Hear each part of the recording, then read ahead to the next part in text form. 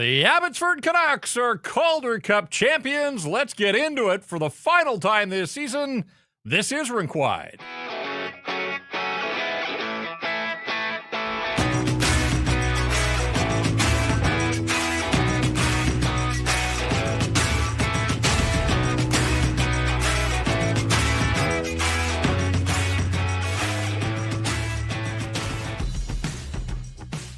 We welcome you inside the Rink Wide studios on a Monday night. 5 rounds, 5 separate opponents, 24 games. And the Abbotsford Canucks are the last team standing in the American Hockey League. Congrats to the Abby Canucks. They are Calder Cup champs. And we've been here after each and every one of these games throughout this incredible playoff run. And we are back to put a bow on a championship title coming your way out in the Fraser Valley. I'm Jeff. He is Irf. And what a night, what a playoff, and ultimately, what a season for the Abbotsford Canucks. We salute them, congratulate them, and they've given us an awful lot to talk about. Yeah, it's really interesting. You said it, the chat's going crazy right now, as it should. Everyone's happy, but the Abbotsford Canucks are Calder Cup champions. First time in the history of the organization, first time in the organization of the Vancouver Canucks in its entirety, a team has gone on to win a championship, and what a job. I'm sure we're going to get into everything that organizationally. Obviously, we'll talk about the game, but first and foremost, Ryan Johansson having to rebuild the staff. Manny Malhotra, first-time head coach. And like I put out on X, a lot of heroic performances, especially here in Game 6 against the Charlotte Checkers. Yeah, I mean, the disappointment, it was all there scripted for them in front of their home fans on Saturday. They had to park it. They had to fly to Charlotte. And they fell behind. They did not start well in this hockey game, but you know what? That's been a constant. I mean, we've done 24 of these post-game shows, probably a dozen times. We've lamented the starts for the Abbotsford Canucks, but you know what? It's not how you start, it's how you end, and these guys grind, and maybe never better than tonight. Linus Karlsson has been automatic. I just write him down in my score sheet pretty much every night. He gets the series winner, the cup clincher, even though it came in the second period. But the third was pretty much a clinic by the Abbotsford Canucks. They had to kill off a penalty kill, a huge part of this Calder Cup run over the last couple of months. And in the end, this is how the Abbotsford Canucks play, and this is how the Abbotsford Canucks win. It's not just Linus Karlsson. It is the top end producing, but then getting that next wave that was missing in game number 5 the other night, but a power play goal from Sammy Blais, Danila Klimovich, who only scored big goals in these playoffs. He had 4 goals in the postseason, 3 of them game winners, 2 in double overtime, and this one was a game-tying goal that set the table for the Canucks to get the winner off one of the best shifts of the playoff run. Absolute domination and pressure as the puck wound up in the back of the net, 17-19, so just under 3 minutes to go in the second period. And at that point, it was 3-2. Abby had erased a 2-0 deficit. And again, a push in the third. Game is over, and the Canucks are the Calder Cup champs. This episode of Rink Wide, as they all have been, brought to you in part by Bet365. Whatever you bet, it's never ordinary at Bet365. Download the app, get in on the game. Use code NATION to get you started. A reminder, you must be 19 years or older. Please play responsibly. And please contribute to the live chat with a super chat. This is going to be your last chance. You're in the post-game format. We've had an incredible charity partner all season long. The BC Mental Health Foundation and you, the loyal viewers of Rink Wide, have contributed all season long. And hopefully there's a few of you that will make a donation with a contribution tonight. The BC Mental Health Foundation, our super chat charity partner, changing the face of mental health and addiction by supporting breakthroughs in care, public understanding, research, and knowledge exchange. And as we watch the live stream, looks like Artur Silovs now knows a thing or two about, is it Jack Butterfield? Jack A. Butterfield Trophy. A. Butterfield for the playoff MVP. Not a surprise, although Linus Karlsson certainly made a push, scoring just about every game. It felt like over the last couple of weeks, Archie Baines had an incredible final series. And again, when they're on, this is a true team, and they were on in this hockey game after about the first 5 minutes or so. So congratulations to Artie Silovs. What a storybook playoff run he authored with the 5 shutouts, a couple of those coming in elimination games. This one wasn't a shutout, but boy, he was tested right down to the wire. Charlotte threw a lot of pucks his way. Another night where they outshoot Abbotsford by a decided margin, 30-20, including 11-7 in the final frame. There was that John Leonard chance off the Archdeep Baines turnover with about 5 to go, and Shilovs was able to stare him down and make that stop. There were a couple of scrambles in front of him. He just looked dialed in. And, I mean, obviously nothing he could do about the game winner, the double doink the other night, but he hit the reset button like they all did, and he was the better goaltender in this series. Yeah. I mean, Kaapo Kähkönen had a nice playoff run for Charlotte, but in the end, Artur Silovs was the better goalie and was the best player, the rightful choice. And again, we look at the live stream and we see Chase Waters, the captain of the Abbotsford Canucks, being presented with the Calder Cup. When you talk about Artur Silovs, how many straight starts was it in these playoffs? Like, I think that is the more amazing thing that to sit here and look at. Goalies have bad games. He pulled a couple times in the postseason there, but he was the ability to bounce back, the ability to go in there and shake things off. And, after a bad goal, didn't put his head down, didn't sulk, down 2-0 in this game. You knew you were going to get everything and more from the Charlotte Checkers. And he was absolutely able to go in there, hang in tough, and give his team a chance to win. If there was a third goal in this hockey game, that might have been it. Might have been Game 7. You and I would be sitting here talking about we got to work on Wednesday.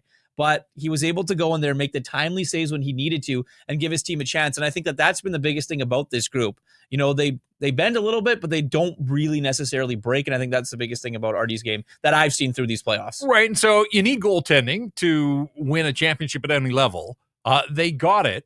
As I look at the way this game unfolded, 3 minutes in, Charlotte gets the start it's looking for. John Leonard, one of their leaders, if they were going to mount a comeback in this series, it was probably going to be on the back of their best players. John Leonard gives them the opening goal 2 minutes and 49 seconds in.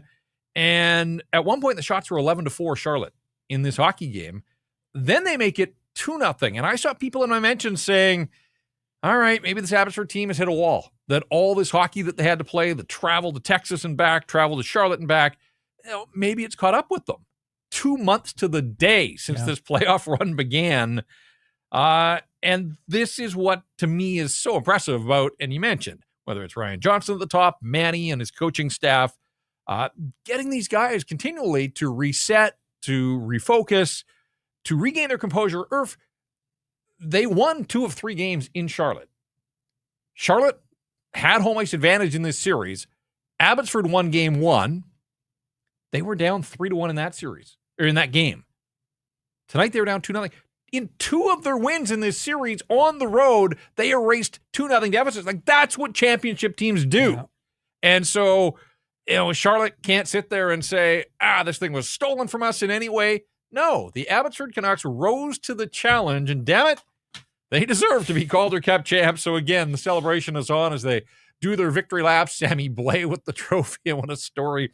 He was awfully quiet the other night on Saturday, which surprised me. Yeah. And so for him to score, and that was a huge goal too. Again, it's 2-0 Charlotte late in the first period. Canucks get a power play. Some good work. Just a wild scrum in the corner, and you wondered, who's going to come out with this puck? It was the Canucks. They got it back to the point. Eventually, Blais in the left circle, and he wired it home. And even though they're getting outshot at that point and getting outplayed, they're still down a goal, but they're on the board. They've got some life, and I think that instilled a ton of belief in this group that they could come all the way back. There were still 2 periods of hockey. So, yes, Linus Karlsson gets the game winner, and the Klimovich goal was a big one, but they needed a goal in that power play. And, man, the power play came through for them throughout this series.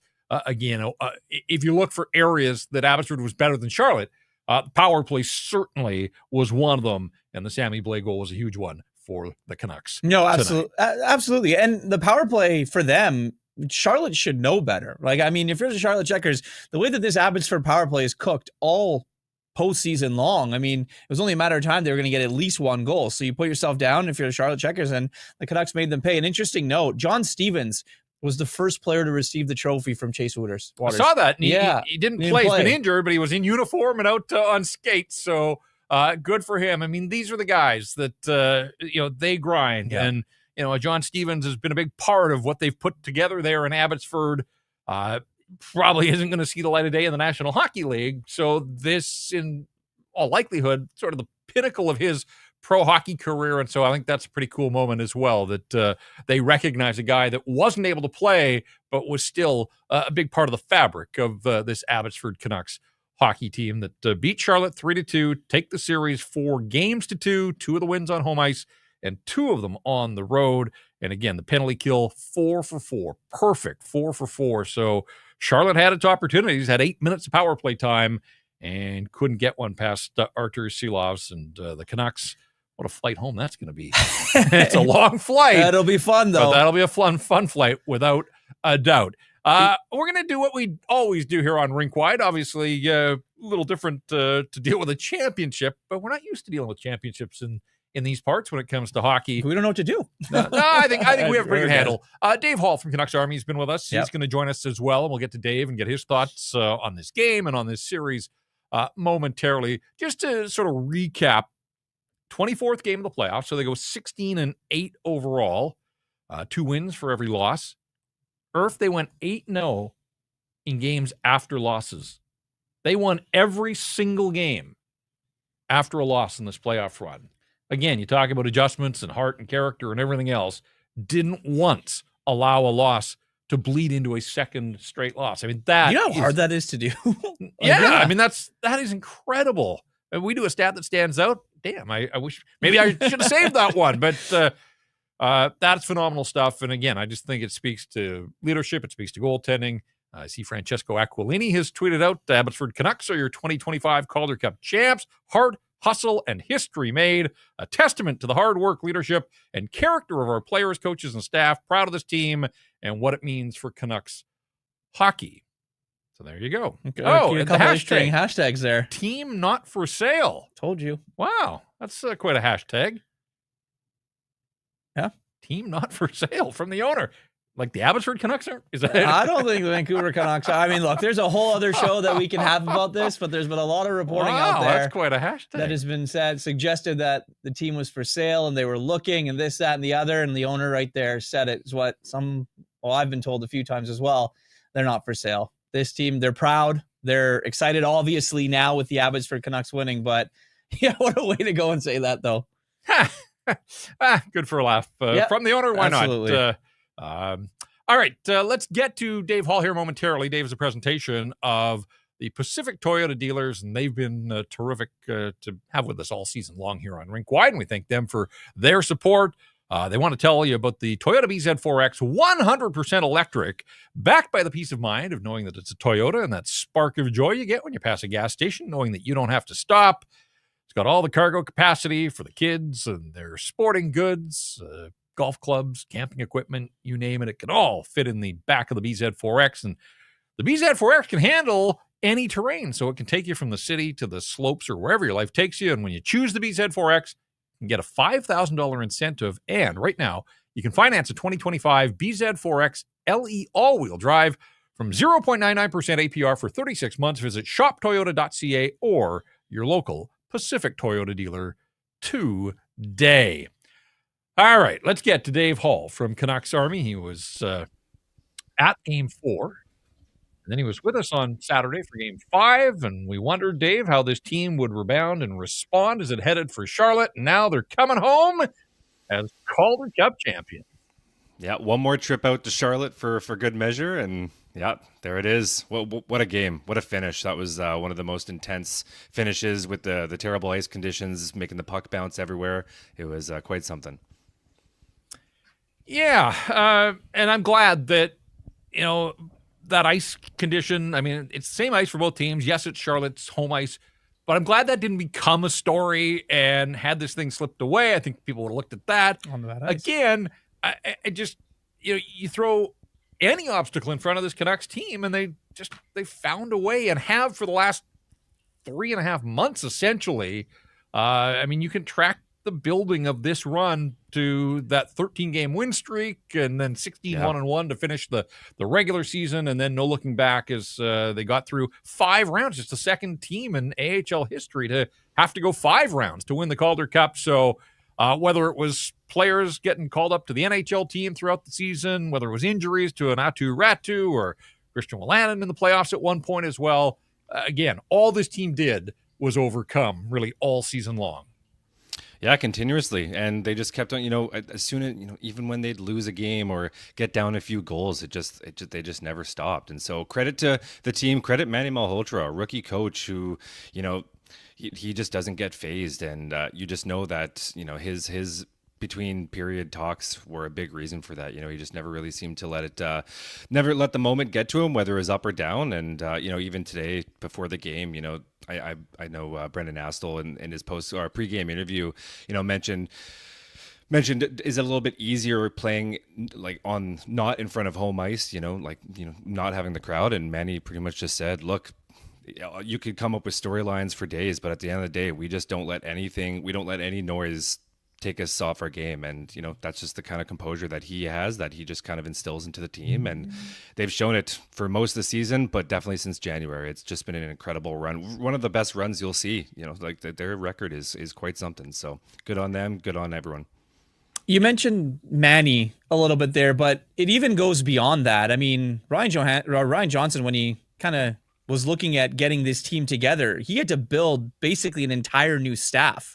So if you're starting right there, that's something that you had to have, and you got to get all the right people, and obviously they ended up nailing it. They nailed it, and yeah, new staff, new players. They got a couple rookies going on this year, so and some of those rookies were some of their best players the entire year. So yeah, just an incredible season from top to finish. That goes from management all the way down. So I guess hashtag team not for sale. I guess that'll keep going. So yeah, what a finish. Dave, we talked about it the other night that, opportunity was knocking. It got away from them. One of the reasons, I suppose, was Carlson and Baines were terrific. Max Sasson had his moments and obviously hit the post in overtime. But for whatever reason, that supporting cast wasn't there on Saturday.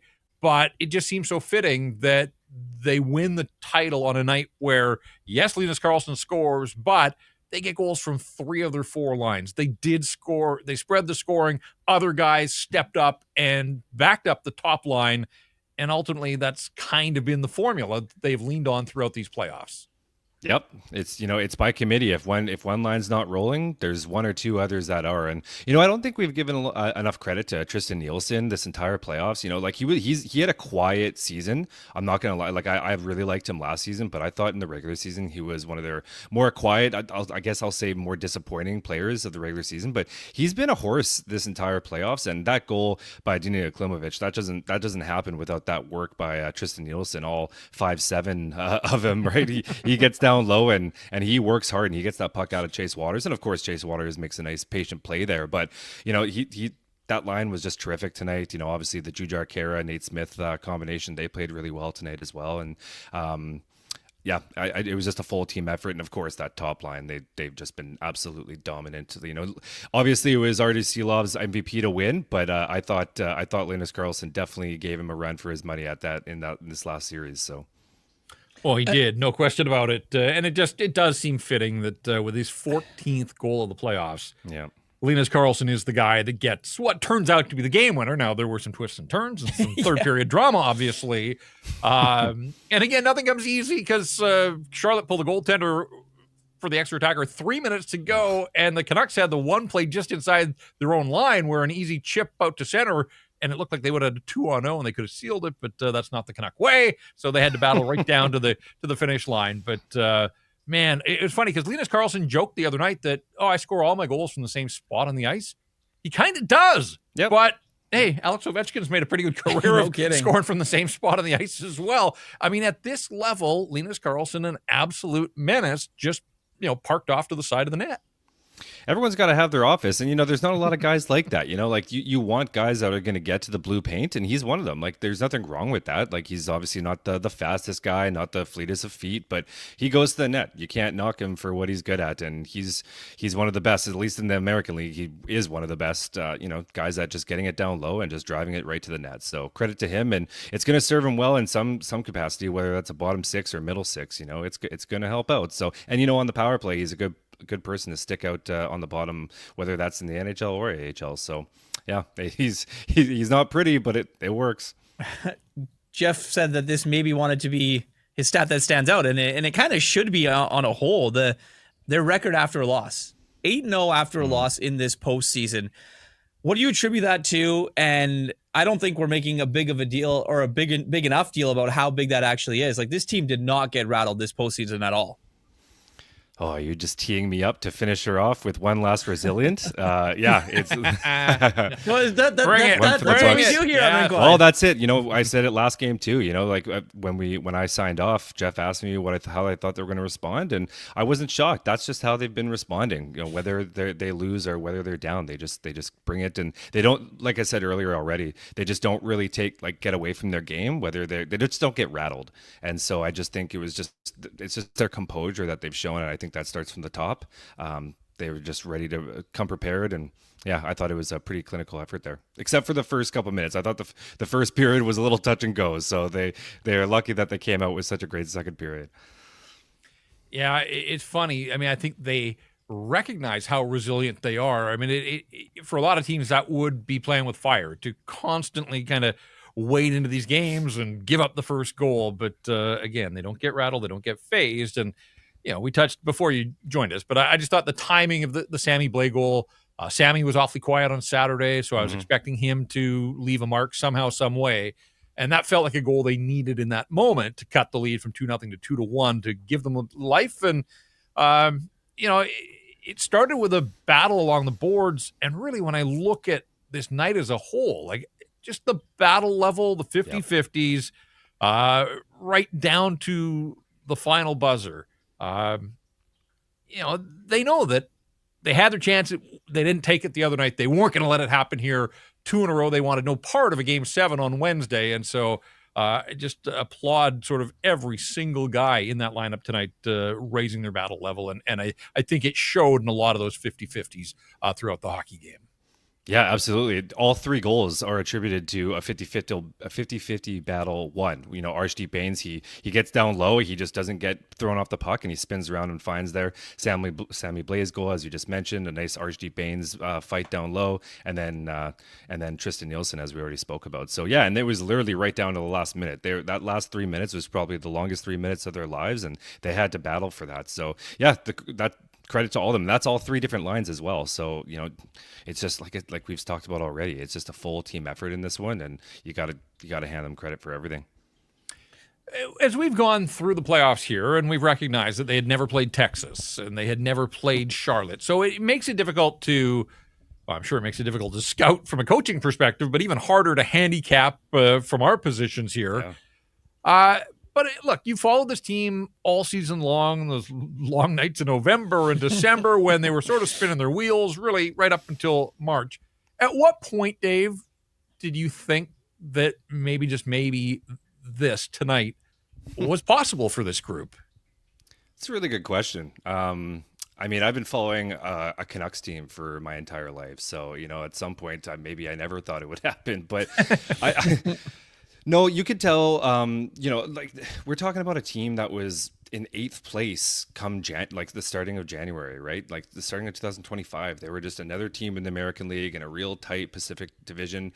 And I think it wasn't until that second stretch where they were up to 13 games where you're starting to realize, okay, like this, they're starting to find something. But even after that, like there were still nights where they just they took off. And so it just seemed like it was just one of those. It was just one of those battles that just kept on going, and they just didn't stop. They never, you know, they'd fall a little bit, they'd lose a game, like they'd get outworked, they'd start games off terribly. I mean, how many nights have we come on this podcast and just talk about their first period? Like they may have had 2 good starts in this entire playoffs, and so it just constantly felt like, okay, this is the night that it's going to end, and then they come back and just figure it out. And so I don't know if I could properly answer that. Like it was just like, even I like I said, I think the 13th game winning streak definitely proved something, but I just think it was just a battle from all the way through. So it was a tough one to peg. Well, I guess for me, I would say when they took a 2-1 lead in Colorado in the 3rd round, Colorado had home ice advantage. Colorado finished ahead of them in the regular season. They split the games here, and Colorado won game 2, and I thought, okay, Colorado's going back home, a little bit of momentum. And when the Canucks, I think that was in overtime. I think Linus Karlsson won that game in overtime to put them up 2-1. Then they lost game 4, and then they pummeled Colorado in the deciding game to advance. But I think for me, I thought once they got up 2-1 on Colorado and had 2 chances there to advance, it kind of felt like I expected them to beat Tucson. And then I thought, well, they probably should beat Coachella Valley as well. But then you get to a division final, third round. That one to me, and if it wasn't game 3, then just the convincing victory in game 5 to punch their ticket to the Western Conference Finals, certainly. But as I said, I mean, going into Texas and Charlotte are both sort of unknowns in terms of having a handle on what to expect and play style and all those kinds of things. So lots of variables at this level. But again, they just answered every question. I just wanted to know, I wanted to get Dave's thoughts on just, I guess, Manny as a whole. I mean, you've covered Manny, I've covered Manny, and we've seen the career that he's had, everything that he's been through, and the type of person that he is. But how much of that did he instill in the group, and how much of it do you see in the way that maybe they play, or obviously we use the word resilient, may not use that word, but no, just kind of the way that they go about their business every single day? Well, I think it comes down to what we just talked about from the starting. Like, they won 50-50 battles all night tonight. All 3 goals came off of 50-50 battles, right? Like in the last 3 minutes, I think I counted like 6 shot blocks and battles in the board. So it just comes down to incredibly hard work. You don't take a shift off. Yes, offense is nice, but you win your 50-50 battles and you come out on top. And tonight, that really was the storyline, is them coming out on top on 50-50 battles. And I think that just kind of encapsulates the kind of player that Manny Malhotra was. So, yes, he's calm, he's composed, he's cool, he's all that stuff, but then he also just works his ass off. So I think just all in all, this kind of game that was Manny Malhotra to a T right there. Look, we could go right down the roster here and come up with a play somewhere along the line that just about every guy made, but like, how good was Kirill Kudryavtsev tonight? I mean, he's been that way throughout these playoffs. But when you talk about battle level, we're talking about, I think he's the youngest guy on the team, Lekramaki, I guess, but young defenseman who ends up leading this defense core in scoring in the playoffs, playing high leverage minutes and moments. And I just thought he worked his ass off in this game particularly, but that would suggest that there were other nights that he didn't. And I don't want to go down that road. I just thought like many of them, but I thought he took his game to another level with the championship on the line. Yeah, and he was one of those players that made one of those 6 blocks, if not 2 of the blocks that I was talking about earlier. Like, you're right. And the craziest thing is that he's a 21-year-old 7th-round rookie. It's mind-boggling, to be quite honest. Like, I've watched his game for quite some time now in the Sioux, since he's been drafted. And I always thought that he could be a bit of a diamond in the rough. But, you say that and you just never really know. You just never know how the transition's going to go, And then just all year, he just hasn't let up. He just continues to just be an absolute two-way horse. And he's working the power play. This is a kid taking over. Victor Mancini's still in the lineup, and Kirill Kudryavtsev's running the power play over him, right? It just goes to show that the kind of trust that Manny has him on the power play. Still has to work out a penalty killing game, but yeah, it's just been incredible. He's just, I believe after tonight, I didn't check any stats. I do apologize because I was, I wanted to watch the ceremony, but I would be shocked if he doesn't lead the entire playoffs in plus minus. Say what you will about that stat, but that says something for a 21-year-old defenseman rookie in the Calder Cup playoffs through 5 whole rounds. So. Well, not only did he lead the AHL playoffs in plus minus, he lapped the field.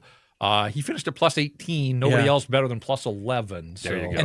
And four penalty minutes. Like, that just shows how responsible he is as well. No, you're right. Incredible. A goal, 9 assists, so 10 points, basically half a point a game from a rookie defenseman playing at the highest level possible in these AHL playoffs right through to the championship. So he was terrific, but so were Brisebois and Wu and Mancini and Wolanin and Hiroshi, and on it went right down the line. And again, to get this thing done without Atu Ratu, like for a lot of teams, if they lost what would have been their top line center, he played all of 14 minutes of the final 3 rounds. And I hope that his injury isn't something that's going to, carry over here into the summer to prevent him from getting in the kind of training necessary for training camp. And that's the other thing. Like, it's June 23rd when you play every other night for 2 months. There isn't a whole lot of time. Like we talk about Jonathan Lekramaki needing to bulk up. he probably needs a holiday first and foremost, but like there isn't going to be a ton of time for him to get into the gym. And I mean, that's not the downside of winning a championship, but it's an off season unlike anything else that we've been through here covering the Vancouver or Abbotsford Canucks. So it'll be a short off season for some of these guys, but opportunity will be knocking when the big club's training camp rolls around in September. Parting thoughts here. I know you've got the Farmies and you've been waiting a while to write a championship edition of the Farmies at Canucks Army. So we look forward to that. But again, we jumped on this thing at the start of the playoffs. You've been in for the long haul for a couple of seasons. So we want to salute you for that first and foremost. But again, just leave us with a closing thought on what you saw tonight, over the last couple of weeks, over the last couple of months. Yeah, I'm the guy in November that when the Vancouver Canucks are playing, I'm clipping the Abbotsford Canucks games. So, no, just an incredible season. I still can't believe it, to be honest. I'm gonna have to go back and watch the entire ceremony and just kind of soak it all in. But no, it's been great. It's just been a great season. Like I said, midway through the season, if you told me that in June 23rd we'd be talking about a Calder Cup championship, I would have thought you were crazy. So yeah, it's just a great story. A lot of kids on the team that are going through not only playoff hockey, but their first taste of North American League hockey, right? That's Ty Mueller, that's Kirill Kudryavtsev, that's Jonathan Lekkerimäki. So if anything, it's great for the organization, but it's just really good for the development of these kids. These are big, high stakes games to be playing, and it just bodes well for the Vancouver Canucks. I get a lot of that, right? Like someone who covers the American League, they always want to know how it benefits the Vancouver Canucks. So I think this does amazing things for the development of all these kids. So thanks for following along, everyone, and it's been a pleasure. Thanks for having me on the show. Yeah, you're not done yet. I thought of one more question. Just tell me a little bit about, we mentioned Chase Waters gets the Calder Cup from Scott House and the commissioner of the American Hockey League, and the first guy he passes it to is John Stevens. What was the significance there? Well, he's been there since day one. He's kind of been, a heart and soul guy, as you kind of mentioned. He's probably not going to play any NHL games, and so it's just one of those stories where he's just kind of been the heart and soul glue guy of this dressing room since day one. Along with Chase Waters and Jet Wu. So I think it was just an odd to him just being the guy, and unfortunately he had a season-ending injury midway through the year. So it's heartbreaking for him, but it's just such a nice little gesture from the captain there. Dave, you're the best. When we started this journey, we thought, all right, let's get Dave involved because he knows more about Abbotsford than we do. And when I reached out, and I'm just delighted that you thought, yeah, let's do this. Let's see where this thing leads us. And here it led us to a Calder Cup championship. So the show wouldn't have been anywhere close to what it was without you. So thank you so much for your contributions. And again, if people haven't checked out the Farmies, start now, the championship edition at Canucks Army. Dave, thanks for all of it. Pleasure's been all mine, fellas. I really appreciate it. I just appreciate talking Abbotsford Canucks hockey. Let's go. Cheers, Dave. All right, there you go. Guys. Dave Hall stopping by one last time here for the hockey season at the very least. Sawyer says 3 a.m. in Lagos, Portugal. Go Canucks. Woo, so happy. What an accomplishment for this team. And not to be outdone, Edward says celebrating the Canucks championship win in El Salvador. He's got the trophy emoji. So we did Rink Wide Worldwide during the Canucks playoff run a year ago. We kind of got away from that. But again, it just shows the passion of Canuck fans, the power of the brand, and it unites people around the world. Steel Dog bringing it with the super chat. What an awesome game. They weathered the storm in the third. Congrats, Abby. We've got another super chat coming in from Nucks for Cup. Are they the first team to win 5 rounds? No. The second. Yeah, I read that somewhere like 2020, maybe Hershey. I can't recall, but I saw in the AHL game notes that they would be the second team to have to go 5 rounds. So doing it the hard way for sure. Hugo Mugo, you're not to be left out. Want to mention you. You've been as consistent as just about anybody here. So Hugo, he came with the super chat as well. Kudryavtsev, the real deal. Champions in all caps. Let's go. Thanks for the show and thanks for your support. Throughout here on Rink Wide, and again, Super Chats support the BC Mental Health Foundation. Artur Shilov's faced 695 shots through these playoffs. Half of them were in the first 2 games of this series. But Oh, my goodness. It's an insane amount of work that he had. No question as to why he's the recipient. I just love saying this, the Jack A. Butterfield Trophy. You do. You've as, taken as the playoffs MVP. You have taken to the Jack A. Butterfield. I'll have to get a look at the trophy itself. Artie's got it in his possession now. Want to get to the 3 stars of the hockey game, and really the 3 stars kind of a reflection of the playoffs themselves. The 3 stars are brought to you by Greta Bar YVR. Boy, you talk about a great partner. Here on Rink Wide all season long, we had the Canucks Army watch parties. Certainly had some fun getting down to Greta, meeting some of the staff there, and meeting Canuck fans and Rink Wide fans as well. They are big on team building and social summer events. So if you're looking to get your group out of the office for some corporate fun, or you've got a ball team or a community group and you're looking for a place to gather, by all means, consider Greta. All the arcade games, the street food menu, weekly drink specials. Greta Bar, the place to be, 50 West Cordova. Greta Bar, let the games begin. The 3 stars in the building, Linus Karlsson, Arshdeep Bains, and Jack Devine, who really was a nice addition for the Charlotte Checkers. They put him in game 4 in this series, and he picked up a point in each of the games. He had a goal. His second of the playoffs made it 2-0. Nice finish on a sort of 3-on-1 midway through the first period. And so Jack Devine, who turned pro out of college, we'll see where his hockey career takes him, but left his mark on this Calder Cup final. But in the end, Canucks were the 3 stars here. The 3 stars on Rink Wide, clean sweep. And this is really more of a playoff 3 stars as much as it was tonight. Linus Karlsson, I guess if we were going for the playoffs, Artie would be the first star. But on this night, Linus Karlsson gets the game winner. Artur Silovs, give him his due there. He had 27 saves. Charlotte outshot Abbotsford. There we go. The numbers just got updated in real time. And Arshdeep Bains, and it's still points. wrong. I apologize. Arshdeep Bains ends up leading this series with 10 points. So he had double digits. He finished the playoffs with 24 points, 10 of them coming in the championship series. So again, best players stepping up, leading the way. Karlsson, Bains, and without doubt, Artur Silovs were the 3 best Abbotsford Canucks, start to finish, in this playoff run. Yeah, I got no problem with that. When I came on board and joined in the conference final, you could tell that there was a lot of people were on Arshdeep Bains, but he was still getting on the score sheet. You mentioned secondary assists and eating up, getting points on the power play, as we talked about, because it cooked. But then he scored that first goal, and then things just kind of fell right into his basket. I mean, there were plays where there was a breakaway goal. I remember he scored, just confidence in having the puck, passing the puck at an elite level, being a guy that was dependent on both ends of the ice. So it was a very good playoffs for a guy as Arshdeep Bains. He's a restricted free agent now. He's going to need a new contract, so probably a little bit of a raise somewhere there. Linus Karlsson, the raise for him, hopefully, the work that he's put in, the 14 goals that you mentioned, all those points that he's had here in the postseason. Well, what do you do this summer? How do you get onto that, like Dave mentioned, to that 3rd line or that 4th line, or be a guy that contribute every night? And obviously, it's never going to go away here in Vancouver when we talk about goaltenders.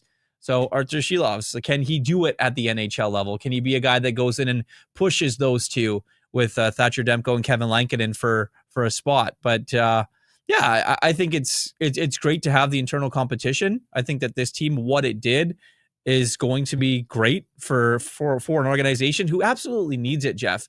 Yep. They moved their farm team from Utica here for a reason. And it took a couple years. There was some bad hockey. There were nights where that barn wasn't full at all. And, you and I talked about it. Dave even mentioned, if you would ask him in June, are they going to be here having the Calder Cup? Probably not.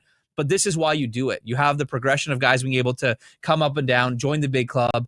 You can go up there and, send your staff. The Sedin twins, yes, they're on the Canucks staff, but they're up there all the time working with the Abbotsford Canucks players. So it's such a huge advantage to have your farm team so close to where the big club is. And obviously it paid off here with them winning. It's funny. You talk about the building wasn't full. Irf, I went back and looked at it.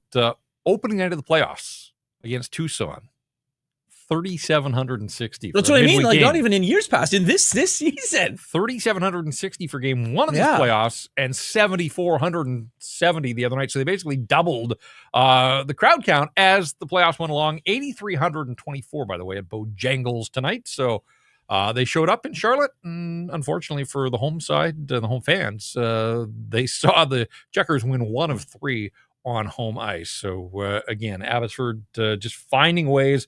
5 of the 6 games in the series were 1-goal games. 3 of the 6 were decided in overtime. Charlotte's only wins came in overtime. So Charlotte never beat Abbotsford in regulation in 6 games. Yep. Again, just incrementally, the Canucks were better at just about every turn in this series. And we talk about top end and scoring leaders. Like, I noticed Justin Sordoff a lot, but it's a bottom line business. He had 1 goal in the series. Will Lockwood didn't have a point. Yeah. For all the talk leading in, name recognition, a guy that we were familiar with, and really, he plays when I think of Will Lockwood, some similarities to Sammy Blais, and just like a ferocious forecheck and hits things that I didn't see that from Will Lockwood really. Like, I didn't notice him much in this series, and he didn't have a point. Trevor Carrick, the defenseman, had 50 points in the regular season for Charlotte. Didn't have a point in this series. Jeff, they smoked Laval, right? Yeah. Before, the best team in the league. Yep. And to be honest, the 2 games that they won in this series, the double doink and the overtime goal. Yeah. Like, they never outright dominated a game. The Abbotsford Canucks won one of them, 6-1, the final score of one of those hockey games? Yep. The rest of them obviously were 1-goal games. But when you look at it, I think preparing for a team, and Manny mentioned before the series started, how different it was going to be trying to prepare for a team. But when you look at it, they're like, okay, this is the big bad team out of the East, right? They just beat up on everybody, but this Canucks team was ready for them. Tyson in the chat says, 4th star, Sammy Blais, give him an NHL deal. Look, I've said all along, I think there is another act in the National Hockey League left in Sammy Blais. See if it's in Vancouver or somewhere else. He's an unrestricted free agent. He played this season on an AHL contract, so he is going to be an unrestricted free agent here shortly. Nicholas says, couldn't the Carlson line just be Vancouver's 4th line? Carlson, Baines, and Sasson. Obviously, all 3 of those guys spent significant chunks of time in the National Hockey League with the Vancouver Canucks. As a line, not so sure that you just promote them to the NHL. But I mean, there's going to be a lot of instant overreaction, for sure. 100%. Yeah. And a lot, maybe like Linus Karlsson, should he have a spot on the team? Probably. Can he push for one? Yes. To give them that entire 4th line, I'm not entirely sure. But, this is why you have conversations. Now, did this help the Canucks build assets? Maybe. Mm-hmm. Maybe it did. We're going to have to wait and see what happens. It's interesting. It's a draft week, a draft coming up at the end of this week. And too. it's funny because, look, people were suggesting, Jonathan Leckermack, he wasn't playing. They were holding him out. It was asset management because they had a trade ready. I never bought that for a second, but I am prepared to entertain this notion that the Canucks may have wanted to include somebody on this Abbotsford roster in a trade. You can't pull off that deal while Abby's still playing. So now that they're finished, we'll see if, again, I'm not saying they had a trade, in the cupboard or in the drawer ready to go, but you couldn't do that to anybody on this roster. Their focus had to be on trying to win the Calder Cup. And so mission accomplished for the Abbotsford Canucks. They beat Charlotte 3-2. They take the series 4-2. Let's get to our final stat that stands out of this hockey season. It's a presentation of the Vancouver Canadians. Their season continues. In fact, they're going to be back at the net starting tomorrow night against Tri-City. They've got fireworks coming up on the 26th, Marvel Superhero Day out of the ballpark on Saturday, the 28th, and they've got a Canada Day nooner on July the 1st for full game schedule, promo schedule, tickets as well. Check out CanadiansBaseball.com. All right. Here are the stats you need to know from this Abbotsford run. 5 rounds, 24 games, and yes, in big, bold letters, 16 wins. So the same number needed to win the Stanley Cup, just allotted a little differently here with the extra round, that best of 3 to get things started. So they beat Tucson in 3. They beat Coachella Valley in 4. They then took care of Colorado in 5 games and needed 6 in each of these last 2 series. So didn't ever have to go the distance there. But they did face elimination twice against Tucson, the best of 3, where they were tied 1-1, and also against Colorado in that division final. And then they thumped the Eagles 5-0 on the road. So clinched that series on the road, clinched this series and the title on the road as well. It's a grind. I mean, look, we had fun doing this, but you realize when you do 24 shows that these guys are playing and laying it on the line each and every night as well, 2 full months of it. So, Yeah, you just can't say enough good things about the entire operation and organization, and ultimately, the Canucks are champs. A phrase that has never been uttered in these parts when it comes to hoisting trophies at season's end, and still waiting for the big one. But for the guys in Abbotsford, this is as good as it gets. So again, hats off and congratulations to everybody involved with the Abbotsford Canucks. They are the Calder Cup champions. 16 wins, yes, but 24 games. Yeah. Like that's a lot. Like you mentioned the grind, it's a jungle. Like it really is. The AHL playoffs and the American Hockey League itself, it is an absolute grind. You know, they get to go on the charter flight for the finals and other stuff. During the regular season, you're on long bus rides.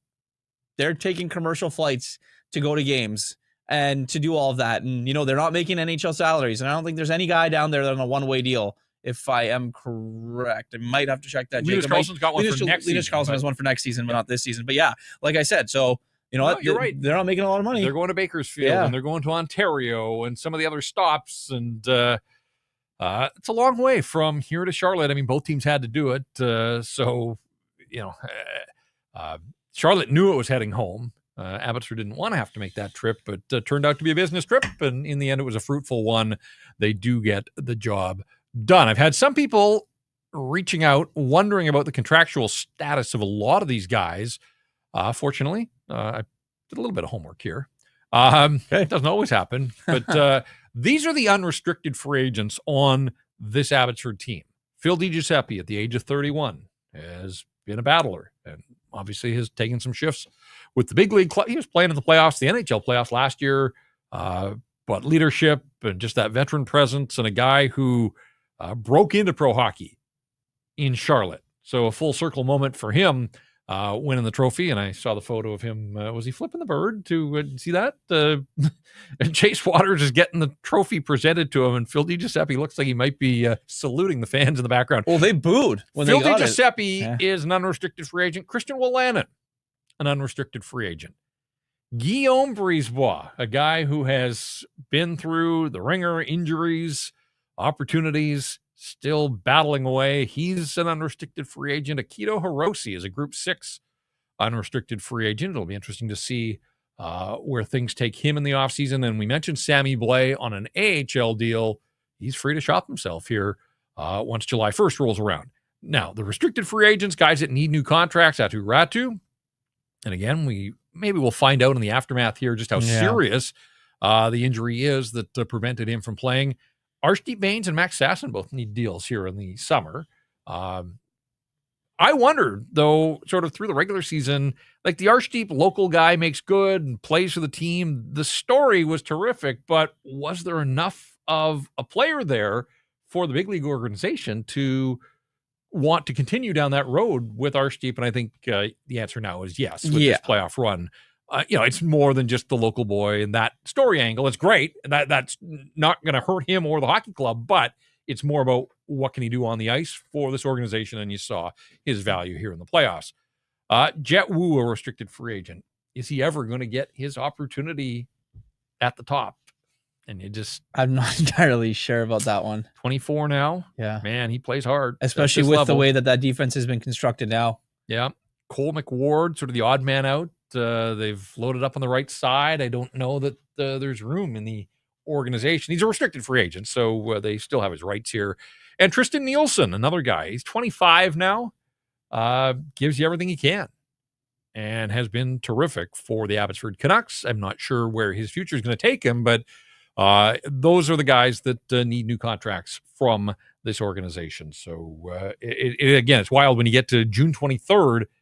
We're a week away from July 1st. Like, we're going to start to get some of these answers about the futures of players like this within a week's time or just over a week's time. I'm not going to rain on people's parade here, but there's an NHL team that doesn't have a head coach right now that's probably going to be doing some interviews as well. Mm-hmm. If Manny Malhotra decides that, or if Dallas decides that Manny Malhotra deems be a candidate for them, I assure you he will take that interview for sure. And it's progression, and then obviously the Canucks will allow it because that is something that you want to see from people in your organization. Otherwise, I think that Manny comes back I don't know if he goes for another assistant job in the NHL. I think he's done that. No, right? he's maybe all in on an associate. I still think he's all in. I agree. I think this proves that he can be a head coach 100% in professional hockey without a doubt. Yep. He had to prove that to himself. Yep. And now he's got the hardware to back it up. So, without a doubt, I think he's going to become an attractive coaching candidate. Is it going to be in Dallas? Is a first-time NHL head coach what the Dallas Stars need as a veteran group that need to get over the hump? And I guess they have to make that decision. But it's been a job that's been open for a couple of weeks now, and you just wondered, were they waiting for this Calder Cup championship to end? Manny beat their own AHL head coach, so he's got a leg up on other candidates in that regard, and now it's just a question of the NHL season is done. Who are the Stars going to interview? Who do they want to talk to? And how quickly does the phone call get placed to Manny Malhotra? So, not going to be a dull off season. It never is around the NHL, and certainly not in these parts. And yes, it's draft week. I mean, on Friday it's the first round, Saturday round 2, and then after that we are on to not only free agency, but again, the crazy part in all this is right out of the draft, Canucks are going to hold their annual prospects camp. And this is what happens when your farm team plays into the third week of June. Those guys aren't getting much of a holiday. Well, we talked about this earlier. I hope any guy that suited up for Abbotsford for games is told to just go enjoy the summer. Yeah. Sawyer Mineo and Vilmer Ulrichsen and some of the Black Aces, those guys can still attend the prospects camp. I don't have an issue there. But if you punch the clock as part of the championship winning team, I think you have earned the right to, Kirill Kudratsev does not need to attend 24 gauntlet. Exactly. Kirill Kudratsev or Leckerman, they don't need to attend prospects camp next week out at, where I don't even know if it's at UBC. I'm just assuming that. But so again, this is what happens. It kind of, you lose track of time to some degree when they're playing every other night. And now all of a sudden it's June. We're in the summer officially. I mean, on the weekend, it became summer, and the Abbotsford Canucks are still playing and winning and doing it in style. They beat Charlotte 3-2. They win the Calder Cup in 6 games, 4 wins to 2. Michael with a super chat. The fact that they did this without Ratu, very impressive. I thought he would be a difference maker in the playoff run, and when he went down, so did my expectations. I guess the one thing about Aatu Ratu going down was he hadn't done a ton early on. It wasn't like he was on fire offensively, but at this level, with his NHL experience, you knew he was going to play a top 6 role. You knew he was going to be a special teams guy, face-offs, late game. Had he stayed healthy, absolutely, he would have had a key role on this team. But again, it's credit to them that they stepped up and they were able to get by without him. And not to go down this road too far, but look, did the organization make the right call? They won the Calder Cup without Elias Pettersson, right? DPD did not get sent back to Abbotsford, and people were up in arms. And could he have benefited from a 24-game run of championship hockey? Yeah, probably in the long run. But ultimately, they didn't need DPD. So, that sort of feels like wasted breath now to relitigate that debate about whether they should have. They didn't. And they didn't miss him or didn't need him. I mean, and no Willander either. There was thought that, if he signed early, he would go down and, be with that team as part of the run. He'll be a prospects camp. Yeah, he'll be the headliner. Yeah, exactly. Without a doubt, he will be the headliner. So just checking the final statistics from this playoff run. We talked about Linus Karlsson leads the American Hockey League in both goals and points, 14 goals, 26 points. Arshdeep Bains not far behind. Spotted Karlsson a pretty good lead, but finished with 7 goals, 24 points, so 2 back of the scoring lead. Sammy Blais tied for 3rd in American Hockey League scoring. He had 6 goals and 13 assists for 19 points. Also led the American Hockey League in playoff penalty minutes with 77. Bulk of them coming in that Colorado series where he kind of lost his way for a short while, but was able to get it back on track. Just as I look through some of the others here on the Abbotsford team, Max Sasson finished with 14 points in 24 games. Ty Mueller, an impressive rookie, half a point a game in the playoffs, 12 points in 24 games, but key faceoffs, penalty kill, late in games, got his first taste of life in the National Hockey League, and I think we'll see him play more NHL games down the line. For a fourth-round draft pick, they may have found something there in Ty Mueller finishing up his first year in professional hockey in style. Christian Wolanin with 10 points. Kudratsev had 10 points as well. And Victor Mancini got off to a quick start in the playoffs. I don't know that he was at his best here in the championship series. Blew a tire there the other night that led to a goal. The first goal tonight kind of put a pass into skates that wound up on the stick of John Leonard. But still, Victor Mancini at this level, impressive, has all the attributes, is aggressive and not afraid to skate with the puck. And, so I think 24 games of playoff hockey at the AHL level will do a guy like Victor Mancini a world of good in terms of his development. Absolutely. And I think that it should. And for him, he knows, I think, what's expected of him from the big club, where he lies on their depth chart and where they think that he's going to be slotted in. And obviously, he hopes to have a big summer too. But for any of those guys that are kind of fringe guys and hoping to make the NHL and this, that, and the other, it is a big summer. And you mentioned go get, that summer off and do this, that, and what have you. But they some of them still got to put some work in. Like Jonathan Leckernamacki, you mentioned, bulk up. Guys like Archie Baines are going to want to push for roster spots. Guys like Linus Karlsson. You've done 24. You've done almost every show here. I missed a couple. We're there. A lot more than I did. I'm going to ask you the same question that you kind of put to Dave Hall. What was your biggest takeaway? Because we didn't really follow this team too much in the season. You and I talked about guys going up and down, this, that, and the other when we did Rink Wide. But for you watching them, what do you think was their biggest progression, and what stood out to you the most during this playoff run? Yeah, their 13-game win streak really sort of captured my attention. Like, you got a win streak late in the season when you're pushing for playoff positioning. Like, it's not garbage time. You were playing other teams that were in that same boat. And for them to win 13 in a row, like as that streak got to double digits, I was sort of I was buying in. Didn't know where it was going to lead ultimately, but I wanted to see how far they could push it. It got to 13. Then they lost in a shootout to Calgary, so point streak got to 14. And so that's why, like, when I look at them holding the Calder Cup tonight, it didn't just start on April 23rd. They had put the legwork in and the groundwork with that incredible, 16-1-1 to finish the regular season. They went in playing their best hockey, and that's what you want. Mm-hmm. I guess for me, and it is kind of, it became Dave's catchphrase, but resilience. the fact that they bounced back from every single loss.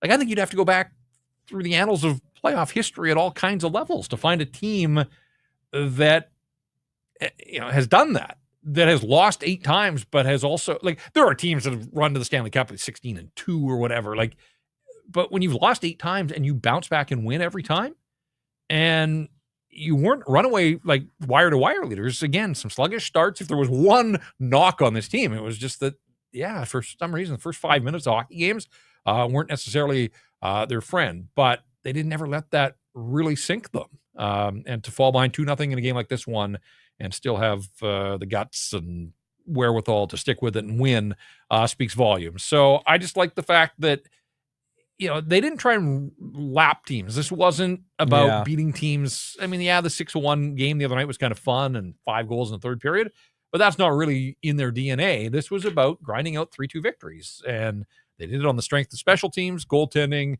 and ultimately just enough offense. But in the end, did you score one more than your opponent most nights? And the answer is yeah. Well, hey, you're going to be the champs at the end of the night. Don Taylor, our colleague here, media colleague, tweeting out, congrats to the Abbotsford Canucks. First minor pro title for Vancouver area team since the Vancouver Canucks won the old Western League title in 1970. Tip of the helmet from Kiki Mortson. So if you're wondering about last times, Vancouver Giants won a Memorial Cup on home ice.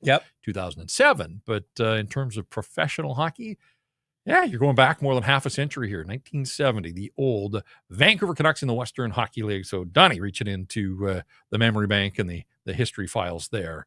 Now it's all about getting the National Hockey League Vancouver Canucks to get it right. 3 trips to the final, 2 Game 7s, but still waiting for that Stanley Cup. All right, as the games on ice bring about an end to the 2024-25 hockey season. We've already laid out the fact that business picking up in the offseason here. The draft on the weekend, free agency beyond that, Daily Face-Off YouTube channel has you covered for both big events. Special draft programming with Jeff Merrick on Friday the 27th, 4 o'clock Pacific, and then a full day of free agency coverage on Canada Day, July the 1st. We're expecting that the Canucks will be active in and around both of those events. We shall see. You'll find all of that coverage, though, of the draft and free agency on the Daily Face-Off YouTube channel. Subscribe now so you don't miss a moment.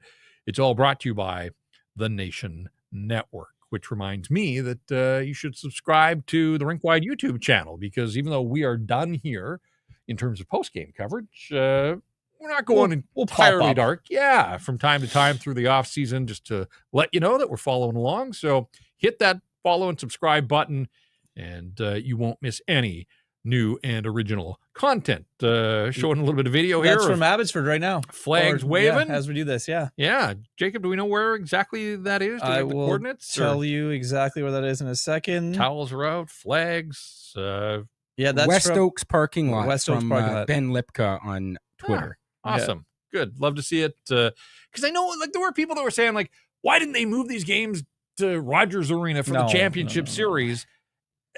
It's because the season ticket holders out in Abbey have been there. They've supported this group, and you couldn't do that to them.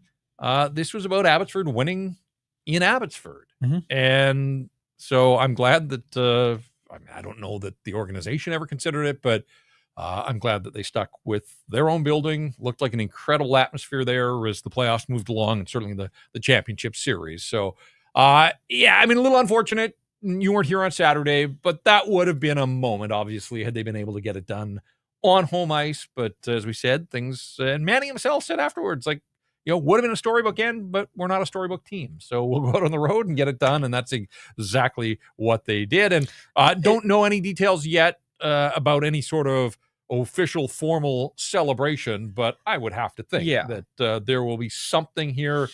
I don't know if they're flying home tonight or if they'll do it in the light of day tomorrow. Again, with the timing of the draft and the organization busy, but it's Monday. Maybe by week's end they have some sort of parade or championship celebration rally or something. Yeah. So I'm sure you will see all of the details. They'll be posted. You won't miss it if you're looking for it. Is the point that I'm trying to make here. Canucks fan 94. Hopefully this championship win is a sign for good things to come for the big club in a few years. Thanks for that super chat. Mm-hmm. Yeah. I'm not sure that there's an automatic correlation. No. But, again, you just, for guys to know what it takes night in, night out to grind right to the end, invaluable experience, and certainly, something that these guys will never forget, as they always say, like they'll walk together for all time now. It's a special bond for a special group of players. Tom says, Manny doesn't age, still looks like he could play. There is an element. I have that same thought when I see Manny. He looks a lot like the same guy I remember covering back 15 years ago. So. If the NHL had like a seniors league or an alumni league or a team for guys playing, Manny would cook in that league against some of the. I kind of feel like the Sedins would. Sedins as well. So, yeah, absolutely. Yeah, maybe get a little champions like the Champions Tour. Get a Champions League going here of ex players. Canucks would have a few candidates, certainly. I mean, every team would, obviously. What a night. What a night. What a couple of months for the Abbotsford Canucks and for their fans. And, ultimately, that's why we do Rink Wide. We do it 82 times a year for the Vancouver Canucks. And unfortunately, that season kind of petered out. And I know I wasn't ready to call it a season. Love doing this. Love breaking down games. Being on the front line, sort of harnessing that emotion, wins and losses. Obviously, the stakes go up in the playoffs. And we thought, why not? Like, there are enough guys, 16 of them, that played for both Abbotsford and Vancouver this year. There's some name recognition on this Abbotsford team. The Canucks are finished.